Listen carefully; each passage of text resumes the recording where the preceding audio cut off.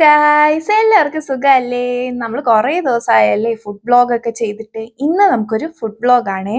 ഇത് എൻ്റെ വീട്ടിൽ ഞാൻ നട്ട തെറ്റിപ്പൂവാണ്. കൊള്ളാമോ? കൊള്ളാമെങ്കിൽ പറയണേ. ഓക്കെ, അപ്പം രാവിലെ ഡ്യൂട്ടിക്ക് പോയി കഴിഞ്ഞതിന് ശേഷം ഉച്ചയ്ക്കാണ് നമ്മൾ ഫുഡ് കഴിക്കാൻ വേണ്ടിയിട്ട് ഇറങ്ങിയത്. നമ്മുടെ ബാലരാമപുരത്തുള്ള ബിസ്മി ഹോട്ടലാണ്. ഈ ഹോട്ടലിനെ കുറിച്ച് ഞാൻ പറഞ്ഞു തരേണ്ട കാര്യം ട്രിവാൻഡ്രംകാർക്കുണ്ടെന്ന് എനിക്ക് തോന്നുന്നില്ല. ചെന്ന് കയറുമ്പോൾ തന്നെ ഇതുപോലത്തെ ബോർഡുകളാണ് നമ്മളെ വെൽക്കം ചെയ്യുന്നത്. ഇത്രയും ക്രൗഡ് ഉണ്ടായിരുന്നു. കുറച്ചു നേരം വെയിറ്റ് ചെയ്തപ്പം നമുക്കും സീറ്റ് കിട്ടി.